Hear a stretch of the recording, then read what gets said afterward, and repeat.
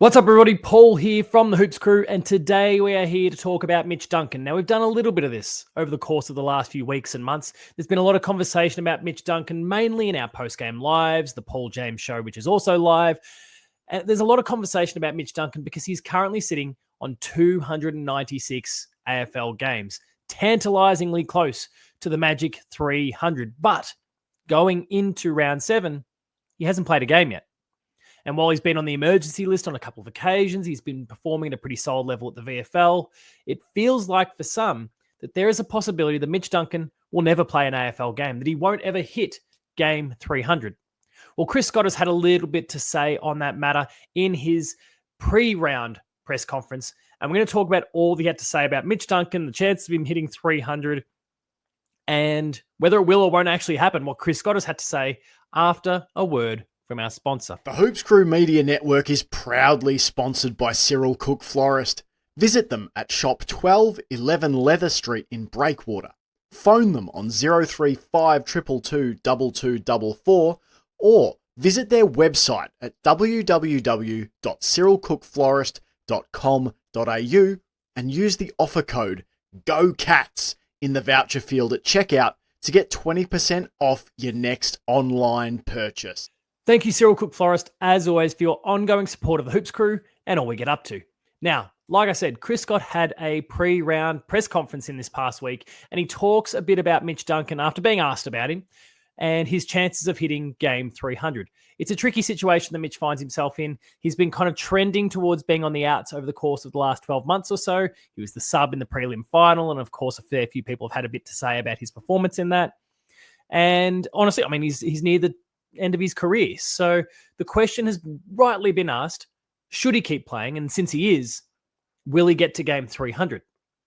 And I'm here to, I guess, pick through what Chris has had to say and then also share a little bit of my own opinion at the end. So let's get over to the Zero Hanger article, who's kind of compiled what we need to know from the Chris Scott press conference here. Chris Scott has stated that the club won't look to give Mitch Duncan games in the hope of the two-time premiership cat reaching his 300-game milestone with the club. Duncan, who sits on 296 games in the Hoops across a stellar 16-year career, is yet to feature at AFL level this year due to selection squeeze at Cardinia Park. The 33-year-old played 22 games under Scott last year, ending the season as the sub in Geelong's prelim final loss to Brisbane before inking a one-year contract extension with the club. Duncan has played, Duncan has played 3 games in the VFL to start 2025, averaging 22.7 disposals and 8 marks per game to make his case for a recall. His VFL performance has been good. Now, of course, the standard is much lower compared to what he's been playing against for all of those years, for those 16 years. But he's performing to a high level so that we can at least begin this conversation by saying he's up to making the jump back to the seniors if the team requires it. The form of others in Geelong's senior side, which sits as one of the favoured teams in this year's premiership race, has meant Duncan's chances of becoming the 7th cat to play 300 games for the club have taken a hit. Quizzed on whether Duncan might get a look at senior level as he nears the milestone, his coach said he expects the versatile veteran to eventually make his way back, but won't do so at the cost of selection integrity. And this is where we start to get into Scotty's points. We didn't keep him on the list so that we could just get him to 300 games, Scott said, told the media on Saturday. We've got bigger priorities than individual milestones. They're nice when they come along, and if it can happen, we'll all celebrate it rightly. Maybe I'm a bit different to most. I've loved working with Mitch, but 296 games versus 300 is not the deciding factor in the way I think about him. I'm very optimistic he'll get there. He's going well too. We've got pretty good availability. Timing is important. Sometimes you lose players all in one spot and you've got an embarrassment of riches in another part of the ground. That's a little bit of where we're at the moment. Mitch will come in at some stage soon. Now, I guess as we kind of dive a little bit into this and what we can kind of read into when it comes to these comments is Scotty's saying like he expects him to get there, firstly. So I guess for those of you who've been a bit worried that he's not going to make the milestone, which honestly, I'm one. I don't mind an individual accolade or a giant individual milestone, especially when it's of the scale of playing 300 games.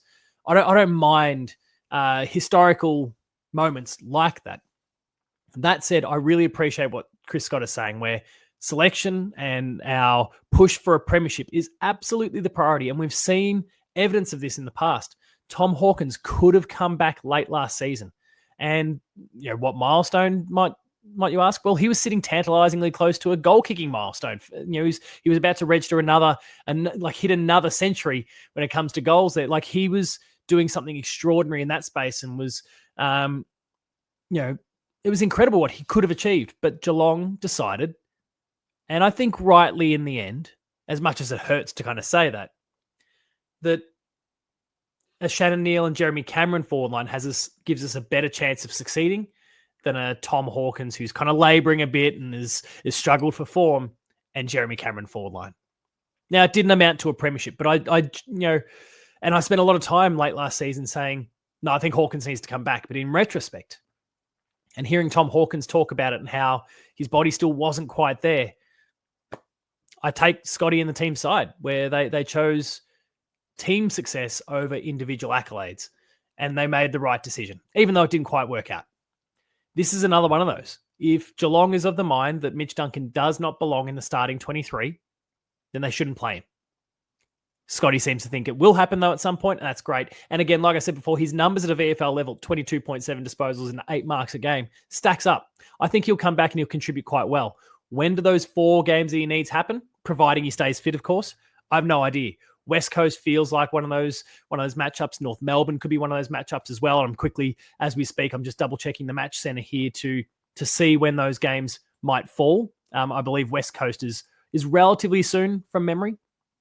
But where are we? Here we go. So we've got Geelong and Carlton, Geelong and Collingwood, Geelong and GWS, Geelong and Port Adelaide, Geelong and the Bulldogs, Geelong and West Coast. Round 12 could be one of those opportunities if we're looking to kind of, I guess, get some easy pickings potentially.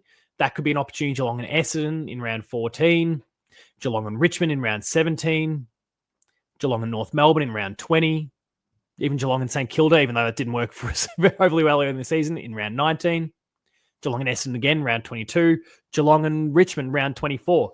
There's plenty of, I guess, lower rung teams that we should be expected to roll over comfortably. Doesn't mean it's going to happen, but we should be expected to roll over pretty comfortably, where Mitch Duncan could make a return for those, notch up another game, be a really valuable contributor, give, if we're talking about the holistic picture here, give some players the opportunity to rest and recover.